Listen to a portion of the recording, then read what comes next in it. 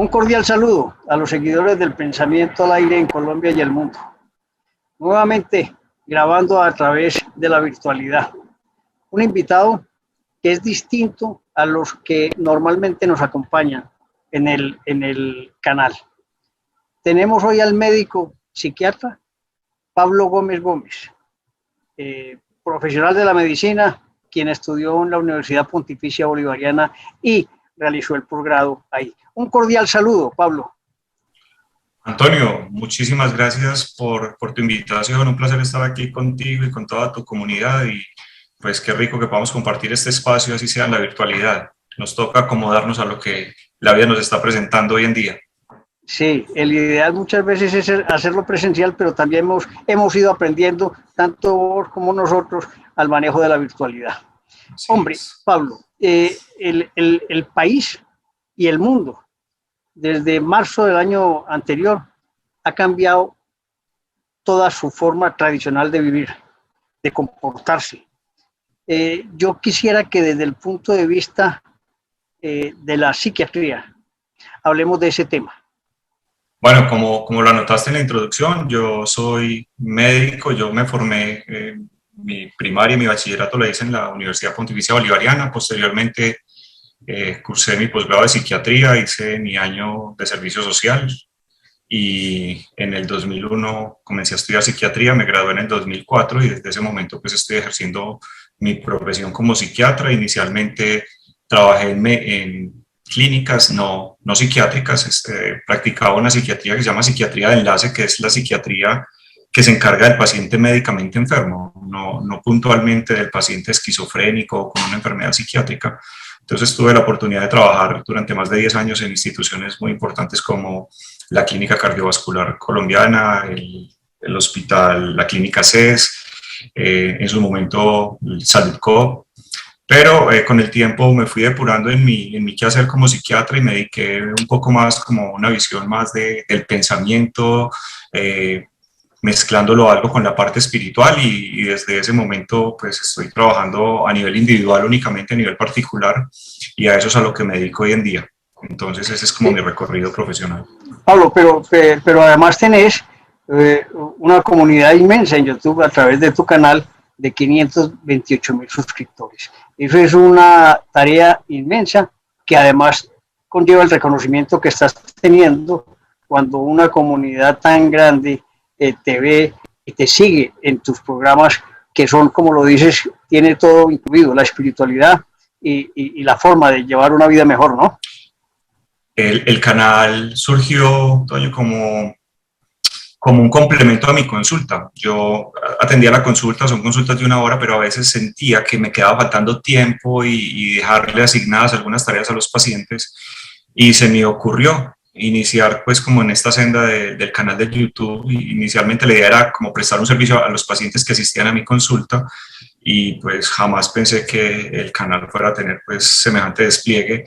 Gradualmente se fue, como tú lo sabes, un voz a voz, se fue regando y súbitamente el canal tuvo un crecimiento pues exponencial que aún sigue y que pues hoy me permite tener no solamente ese contacto a través de la virtualidad, sino que también en este periodo de la pandemia, como notabas ahorita, que nos tocó acostumbrarnos a esto de la virtualidad, pues se me abrió una posibilidad a la que me había negado anteriormente. O sea, yo tenía una consulta muy fluida aquí en la ciudad de Medellín, y inclusive pacientes de otras ciudades venían a visitarme, y me había negado siempre a la atención virtual para pacientes de otros países, porque pues no me parecía en su momento y tenía demasiado trabajo. Y llega la pandemia y con la pandemia, pues filosofía de vida.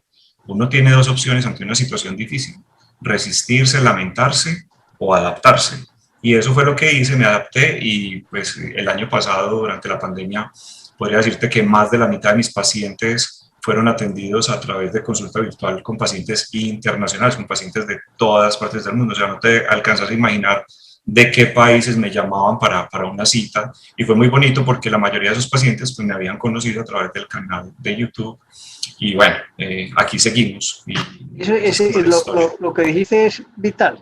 Lo que pasa es que a través de la pandemia y hoy en Colombia, hoy precisamente con el conflicto adicional de un paro nacional, esa adaptación está llevando algunos tipos de enfermedades a las personas que les está agobiando la cotidianidad, que las enferma, que pierden la alegría, las ganas de vivir, en fin, todo eso que uno percibe y que yo lo percibo, digamos, también en nuestro ejercicio, no solamente como abogado, sino en el ejercicio de la compañía que dirijo, donde uno percibe esa angustia muchas veces y tiene la idea de cómo ayudarle a esas personas.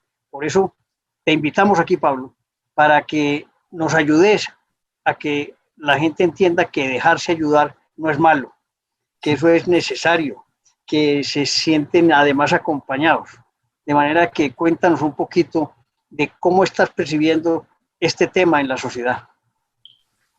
Sí, aparte de la pandemia, pues puntualmente en Colombia estamos viviendo una situación compleja a nivel social y pues la incertidumbre, los problemas económicos, las pérdidas de vidas, el colapso del sistema de salud y todo que se presentó en Colombia y en el mundo, pues obviamente generó unos cambios en la estructura psíquica de la mayoría, y me incluyo. O sea, incluso puedo decirte que al mes aproximadamente de estar padeciendo la pandemia, abril del año pasado, comencé a tener ataques de pánico, cosa que no me acontecía, que era ajeno para mí, y empecé a tener problemas con el sueño, a despertarme temprano, con mucha angustia, con mucha ansiedad, entrenado en psiquiatría y conociendo esto. O sea, llega esta pandemia y desborda la capacidad de adaptación que tenemos la mayoría de las personas.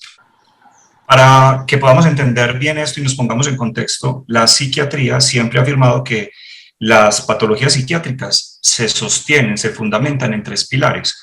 El primer pilar, digamos, es el pilar biológico, es la parte genética, es la parte bioquímica de las enfermedades. Hay un segundo pilar que es la personalidad. La personalidad dicta la forma como yo percibo el mundo, como yo me enfrento a las situaciones que la vida diariamente me están presentando.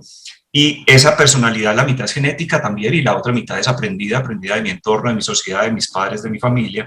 Y finalmente aparece un tercer pilar que es el entorno. El entorno es lo que estoy viviendo en mi país, en mi barrio, en mi casa, mi economía, mi trabajo, mi salud, lo que está pasando. Todos tenemos cierta capacidad de afrontamiento al estrés. Todos podemos aguantar cierto grado de estrés y nos podemos adaptar a él. Pero lo que pasó el año pasado con la pandemia fue algo que pues, nos desbordó a todos. Fue algo que nadie se imaginaba que en plena época que estamos viviendo pudiera acontecer una cosa de estas, que colapsara el mundo y pues se generaron problemas de todo índole, problemas económicos, familiares, la convivencia, la falta de trabajo, el trabajo virtual, trabajar desde la casa con niños estudiando desde la casa, un caos completo. No estábamos preparados para esto y pues con base en esos tres pilares que te acabo de mencionar, algunas personas se adaptaron mejor, otras personas pues lo sufrieron bastante. Digamos que inicialmente todos tenemos una adaptación, una reacción, y algunos la vamos solventando en la medida que nos vamos adaptando, pero para algunas personas ha sido mucho más difícil. De hecho, se dice que hasta en un 70-80% de los servicios de salud en todo el mundo, los servicios de salud mental, colapsaron en todo el mundo. Los cuadros de ansiedad pues, dispararon de una manera absurda. Personas que jamás en la vida habían tenido cuadros ansiosos empezaron a consultar por síntomas de angustia, de miedo, de opresión en el pecho, pensamientos obsesivos con temor a enfermar, a morir, a qué va a ser del futuro, a que muera a un familiar cercano.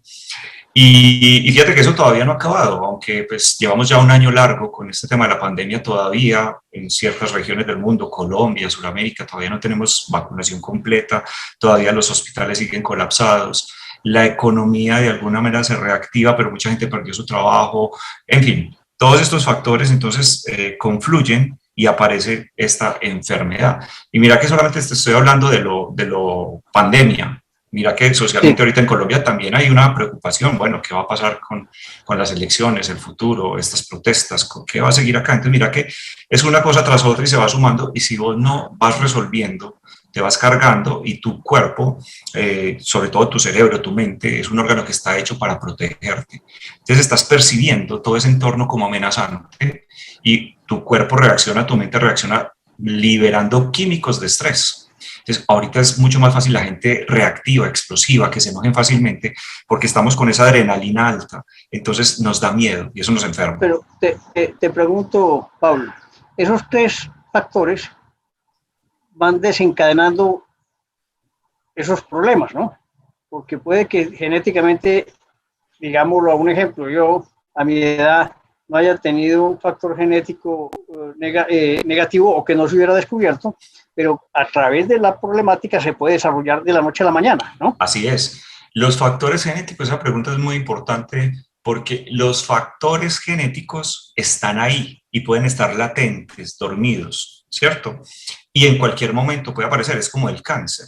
La gente dice, no, es que me dio cáncer en este momento. No, había unas células que estaban predeterminadas para la patología cancerígena y en un momento determinado, bajo ciertas condiciones, en tu cuerpo, en tu entorno, pues aparece y se expresa el gen. O con cualquier otra cosa. Yo nunca fui obeso, yo nunca me engordé, ¿por qué me vine a engordar ahorita después de viejo? Pues tenías el gen de la obesidad y bajo ciertas circunstancias aparece esto. Entonces pasa lo mismo con la ansiedad, con la depresión. De pronto tu entorno fue un entorno bueno, benevolente contigo, con tu familia, y el entorno permitió que tuvieras una capacidad psicológica muy buena, ¿sí? Nunca te viste sometido a nada que te desbordara y llega esta situación que puede desbordar a cualquiera, ¿sí? Y entonces, mira, la situación, la economía, la muerte del amigo, la muerte del papá, que están echando gente de allí, que la economía no sé qué, y fuera de eso en Colombia, pues la incertidumbre, pues mira, llega un momento en que si vos no sabes manejar bien esos pensamientos, te vas a ver desbordado. Y cuidado con esto, Antonio, no solamente el cerebro se manifiesta desde la parte psíquica, también desde la parte física, desde la parte somática. Entonces es muy frecuente ahora que muchos pacientes estén consultando por dolores de cabeza, por gastritis, por inflamación del colon, por mal dormir, por insomnio, y no lo asocian al estrés y la ansiedad, y todos son manifestaciones somáticas, son manifestaciones del organismo, físicas, ante una sobrecarga emocional, a un estrés que nos está desbordando. Es muy importante lo del estrés, es que el estrés existe y el estrés siempre ha estado. El estrés es adaptativo, el estrés me sirve para entender que hay una situación que no es buena y que tengo que hacerle frente, pero debemos manejarla y hasta ahí. Cuando ese estrés me sobrepasa es cuando se desencadena todo esto de lo que estamos hablando. Un ejemplo, si se puede poner, de un caso típico de estrés que es lo que más se ve, digamos, en la gente. Lo más común a nivel, digamos, somático es el insomnio. O sea, yo diría que es como el síntoma cardinal, el que más alerta. Es el paciente que por X o Y situaciones está teniendo una interpretación real o sobrevalorada del entorno. Porque fíjate, todos estamos viviendo la misma situación, ¿cierto? Pero no todo el mundo está enfermo, no todo el mundo está estresado, no todo el mundo está angustiado. Hay niveles, ¿cierto? Entonces eso depende, como te decía ahorita, también de mi parte psicológica, mi capacidad de ver las cosas. Soy una persona que tengo sesgo negativo. O sea, el sesgo negativo de la persona que yo les digo son los que tienen las gafitas oscuras y que nunca se las quitan, entonces que todo lo ven negro, sin salida, no hay optimismo de nada. En cambio, hay otras personas que tienden ante la dificultad de siempre buscar el lado amable de las cosas, encontrar como por dónde puedo salir yo a flote y entender. Eso, te perdono, Pablo, eso es muy, digamos, va con la parte genética, o es de formación también esa parte que se desarrolla. Es de los dos lados. Pero si te tengo que dar un porcentaje, te diría que el 40% es genético y el 60% es aprendizaje, ¿sí? Modelado. Pero algo supremamente interesante que sucede y que acontece hoy en día, algo que en otro momento de la vida del mundo sería ciencia ficción, hoy hay una ciencia de base, de peso, de fundamento, que sustenta que mis pensamientos pueden cambiar la química de mi cerebro y que esos neurotransmisores, esos químicos que circulan por mi cuerpo, pueden llegar directamente a la membrana de mis células y alterar mi material genético. O sea, de otra forma, yo me puedo reinventar. yo me puedo reinventar a través de un entrenamiento adecuado de mi pensamiento. O sea, yo puedo escoger ser una mejor versión de mí, puedo escoger tener una actitud positiva ante la vida. Se sabe que, eso tampoco se sabía antes, nuestro cerebro no se puso ahí en la cabeza y se envejeció y se murió. Hoy sabemos que nuestro cerebro tiene un fenómeno que se llama neuroplasticidad. O sea, nosotros podemos producir células nuevas, cerebrales, neuronas, y además cuando hay una lesión, nuestras neuronas, las que ya existen, se pueden adaptar para reemplazar las funciones de esas células que se dañaron. Eso antes era desconocido, eso antes, como te digo, era ciencia ficción, hoy sabemos que es real, y en 21 días las células viajan a estas cortezas temporales del hipocampo y a través de procesos de visualización, de memoria, de aprendizaje, yo puedo crear nuevas estructuras para tener un sesgo más optimista hasta que se vuelva algo intrínseco en mí, algo natural, que yo no me tenga que esforzar, sino que sea parte como de mi personalidad. Entonces, pero te digo, hay un componente biológico, hay un componente también aprendido, pero se puede moldear gracias a esta ciencia que te digo que es una ciencia de peso, que tiene muchísimos estudios hoy en día, que es la epigenética. La epigenética, epi quiere decir por encima de, más allá de. Entonces, anteriormente decíamos, usted nació con esos genes, está condenado a X o Y enfermedades. Hoy sabemos que la parte genética influye, pero mínimamente, que lo que más afecta la expresión de los genes es esa realidad externa, es ese entorno. Y te voy a decir algo, nosotros, los seres humanos, mi forma de ver, y sustentado por muchas personas, nos enfermamos hoy en día por dos tipos de tóxicos: la alimentación que estamos recibiendo y por la forma como estamos pensando. A través de la alimentación estamos recibiendo tóxicos, químicos y una cantidad de cosas, hormonas en los alimentos, en los animales, que pues no nos damos cuenta, pero eso a largo plazo repercute en nuestra salud. Y lo otro, y lo más triste, a través de nuestro pensamiento, nos dejamos llevar por esa red automática de pensamientos, esa maquinaria de pensamientos, ese flujo continuo de pensamientos. Yo lo describo como un río subterráneo, no se ve, pero ahí está. Todo el tiempo estamos maquinando. Esto se descubrió más o menos en 1973, 76, creo. Investigadores pusieron a algunas personas en unos equipos para ver cómo funcionaba el cerebro y les decían, no piense, el trabajo suyo va a ser no pensar en nada. Y se dieron cuenta que era imposible, que había unos circuitos en el cerebro que nunca paraban, es como el motor prendido todo el tiempo, nunca descansaban. Ese circuito se llama hoy en día la red neuronal por defecto. Y esa red neuronal por defecto produce en promedio entre 60.000 y 70.000 pensamientos, de los cuales el 90% son de características negativas y el 90% son los mismos pensamientos de ayer. Entonces, claro, si mi pensamiento está a toda hora sometido a ese estrés real o imaginario, que casi siempre es imaginario, pues mi cerebro no diferencia si es verdad o no.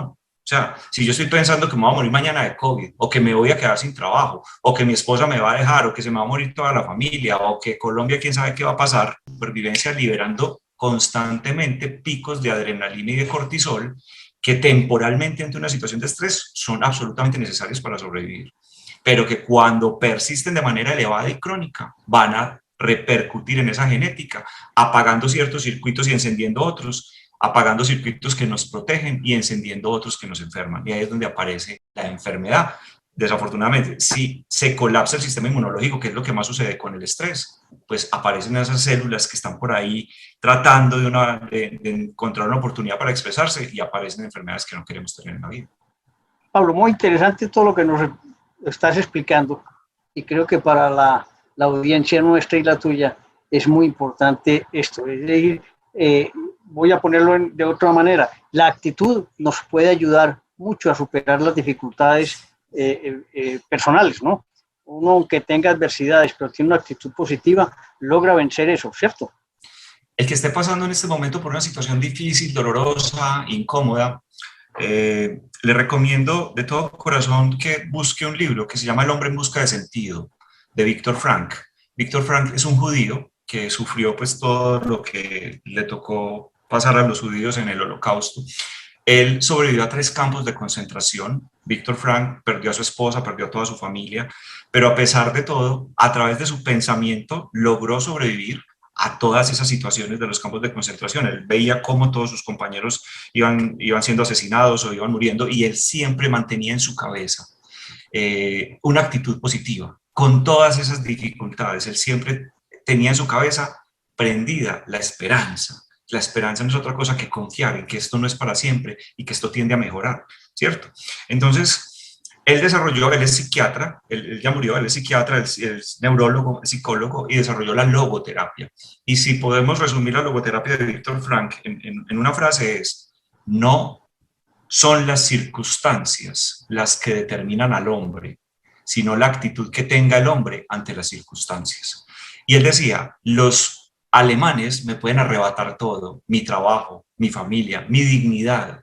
Lo único que no me pueden robar son los pensamientos que yo escojo. Y a eso es a lo que yo voy, a eso es a lo que yo me dedico. O sea, estamos mal, estamos enfermos, estamos sufriendo, simplemente porque no hemos aprendido a entrenar nuestro pensamiento. Y entrenar el pensamiento, Antonio, es entrenar la atención para poder entrenar las emociones, ¿ya?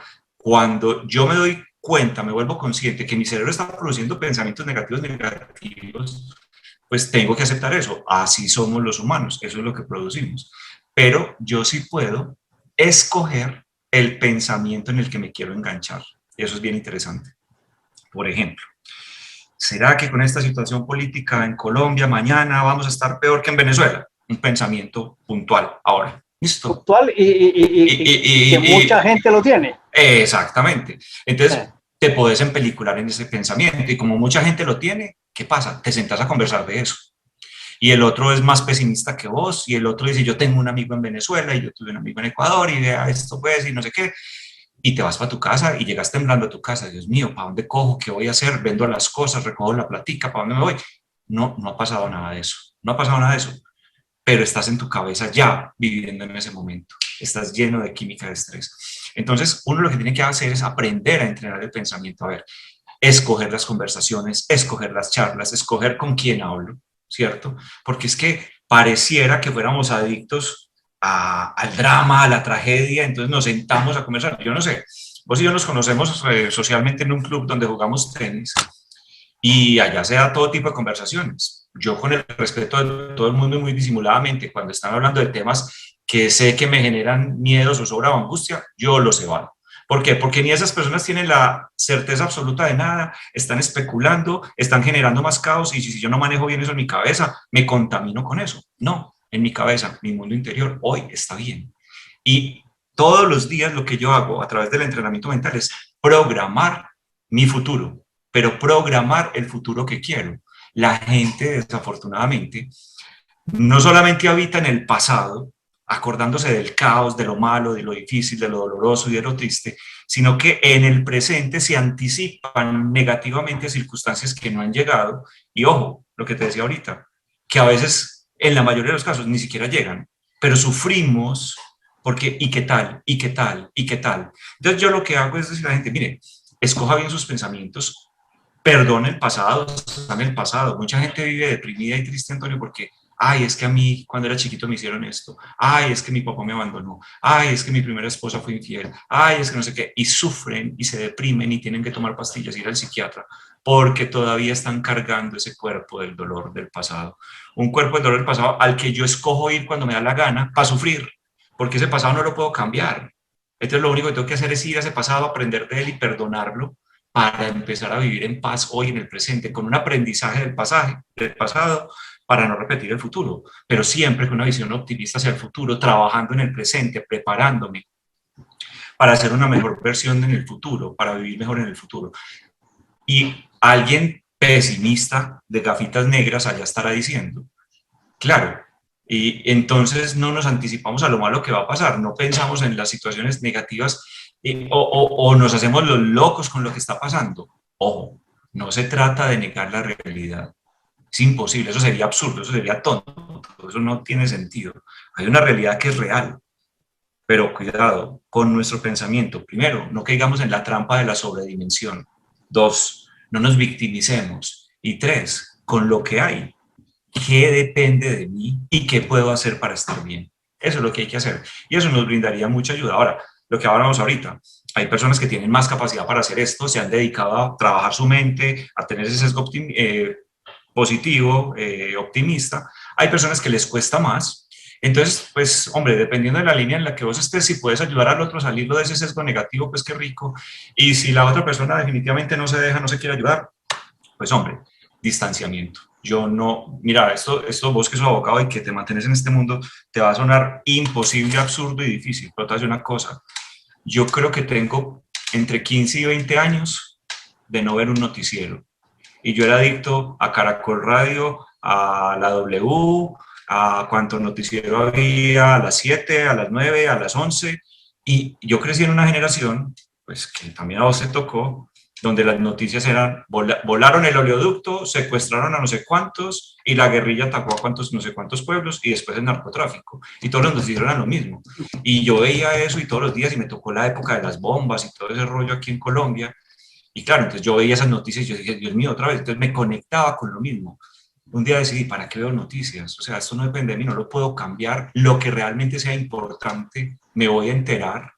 Y así fue. Cuando haya algún tema puntual que necesito conocer, pues lo voy y lo busco. Pero hay gente adicta a buscar la noticia trágica, dramática, para ahondar en ella, para sentirse mal y para contaminar a los demás. Es Entonces, más, no es critico, más no critico. es más como para apoyarse en el aspecto negativo. Ay, todo esto va mal y va a ser peor, viendo noticias y noticias. No, Ese es un tema qué que, bueno conocer la información para saber cómo prepararme y cómo actuar, pero no sobredimensionar y no entrar en el caos, y no porque eso pues, no nos lleva a ningún lado. Entonces, la queja no ahorita nos sirve. tocaste un tema que me parece muy importante ahora y es recordarle a la gente que en las conversaciones se están volviendo todos, posiblemente quedamos en lo mismo, más negativos sobre el futuro de nuestro país. Entonces nos empeliculamos más y así generamos como una sensación negativa superior a la realidad. Sí, Y eso, totalmente. Totalmente, y vuelvo y te digo, entonces hay personas que, bueno, son capaces de filtrar esa información y escuchan, pero tienen su propio criterio y no se enganchan en eso, pero hay otras personas, diría yo la mayoría, que precisamente están buscando esas conversaciones para reforzar un miedo que tienen y ahondarlo más para terminar una cantidad de síntomas que van a terminar afectando su salud física, mental, emocional, familiar, social, laboral, y que finalmente no terminan haciendo nada con esa información. Sí, o sea, porque es que si yo con esa información actúo en pro de mejorar, pues vale la pena. Pero si solamente tengo esa información para empeorar dentro de mi cabeza ese nudo mental que tengo y para manifestar eso afuera, pues no tiene ningún sentido. Um, todo esto, cómo combatir en las empresas aquellos mensajes que los jefes, los gerentes, mal manejado obviamente, le dicen a un determinado funcionario, es que yo no lo traje a usted aquí para que pensara. Ese mensaje minimiza pues la sensación de valor de ese ser humano. ¿Cómo hace esa claramente, persona para lograr contrarrestar ese efecto negativo que le produce ese superior, que lo daña bueno, además? al superior habría que cambiarlo, pero eso, pues, eso no es la realidad, eso no se puede hacer, eso no se puede intervenir, ¿cierto? Algunas empresas son conscientes El de ideal eso. sí. Sí, ese sería el ideal, claro. El ideal siempre, y yo lo digo en medicina, el ideal siempre es atacar el origen y no el síntoma, ¿ya? Entonces, ir al origen. Ahora, puntualmente con este ejemplo que estás dando, ¿qué le digo yo a ese trabajador? Hombre, uno tiene que trabajar mucho en su autoestima, en su amor propio, ¿cierto? En su dignidad, ¿cierto? Eso también tiene que ver con la formación y con los procesos que viví a lo largo de mi vida, ¿cierto? En mi casa, qué tanto valor me dieron, qué tanto apoyo me dieron, qué tanto refuerzo positivo me dieron. Y si yo descubro que tengo problemas de confianza, de seguridad y de autoestima, pues debería trabajar en eso y se puede trabajar, como te decía ahorita. Hay muchas prácticas para reforzar esta parte de la autoestima y del valor propio. Pero también es cierto que hay un límite. Lo que pasa es que a veces esos abusos laborales se presentan porque pues, la situación económica es tal de un trabajador que no tiene otra opción que aguantarse ese maltrato, lo cual no debería pasar, ¿cierto? Pues yo inclusive siempre he dicho que lo que pasa es que es muy fácil hablar cuando vos no estás ahí, cuando vos tenés 3 hijos que alimentar y dependes de ese trabajo, así tu jefe te esté gritando todos los días, pues para mí es muy fácil decirte, vos sos bobo, salite de ahí y conseguiste otro trabajo, sí, pero otra cosa es tener los 3 muchachitos en la casa aguantando hambre mientras uno consigue trabajo. Entonces, hablar desde afuera es fácil también. Entonces, por eso te digo, yo con yo, mejorarme a mí mismo, entender. Entonces, ahí amalgamo yo la parte espiritual. A ver, mi jefe, este señor que es tan importante, que tiene tanto dinero, que tiene tantas empresas, me está diciendo que no piense. Listo.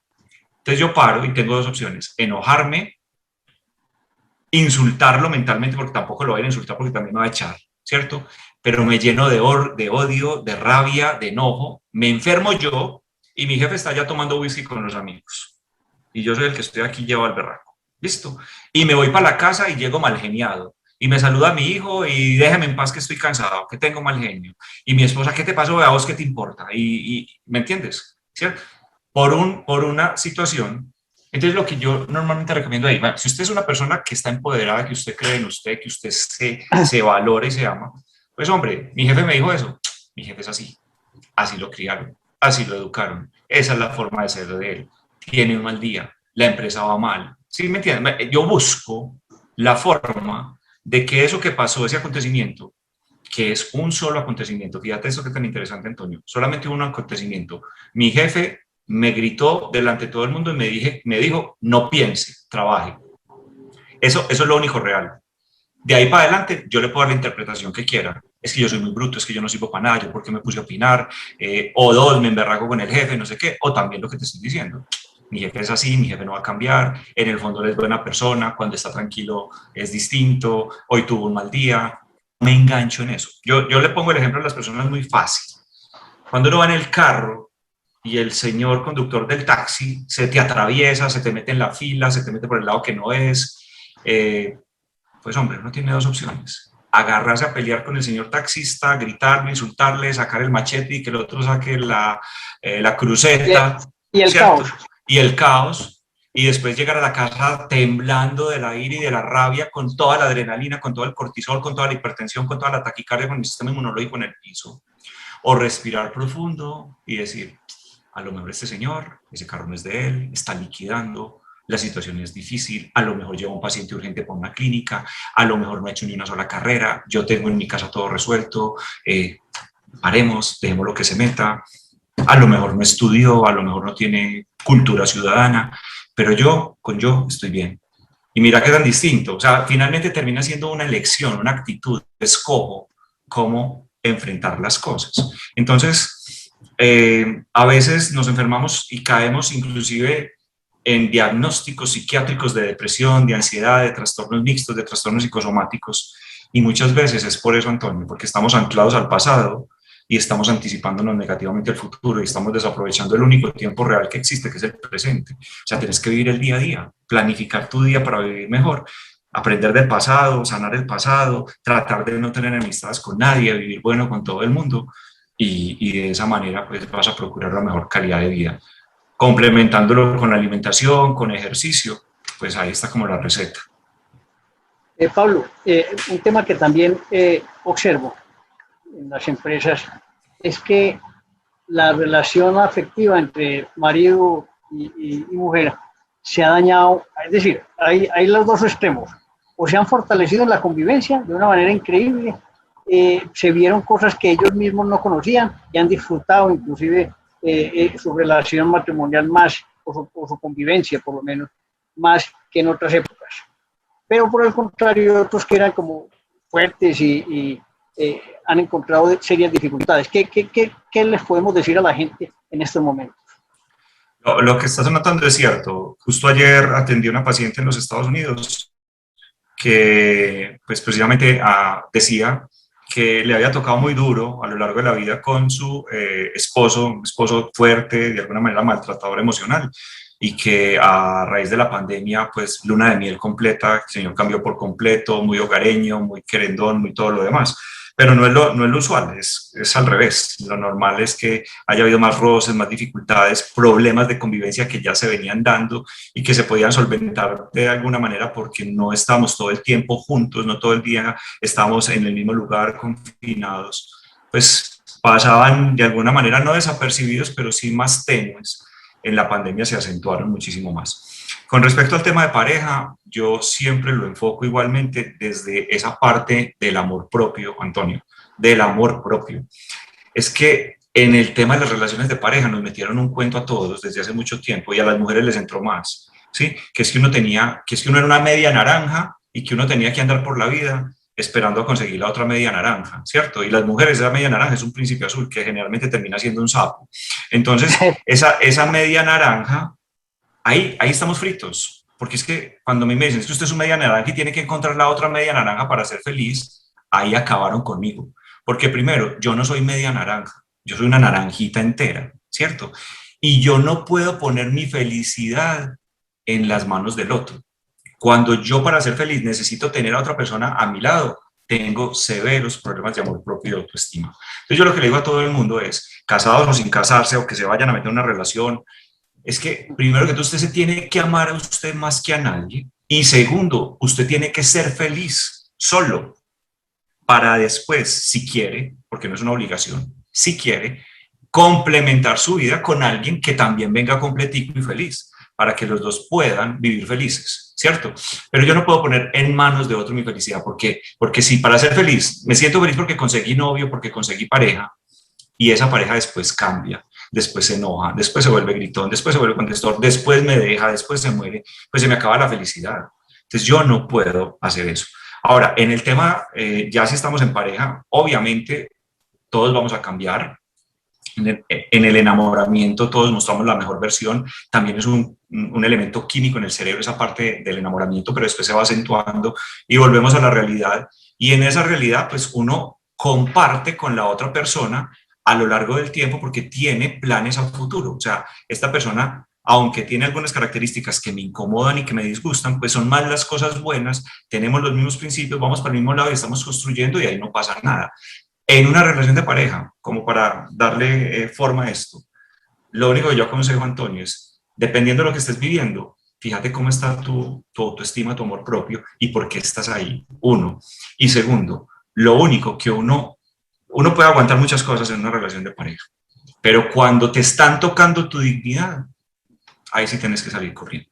Ese sería el mensaje final. Ese sería el mensaje. Tiene que ver completamente con mi amor propio. Y te voy a decir algo, tristemente, los estudios en psicología muestran que más del 50% de las personas se odian a sí mismas. Se odian a sí mismas, o sea, tenemos problemas severos de autoestima.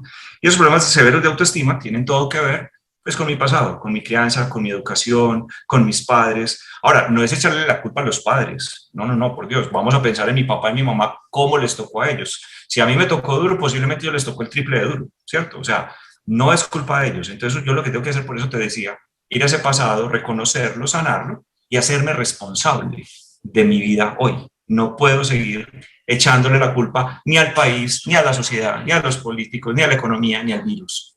¿Qué depende de mí? ¿Qué depende de mí para vivir bueno? Ese es el gran mensaje que creo que nos deja esta conversación de la tarde de hoy, Pablo.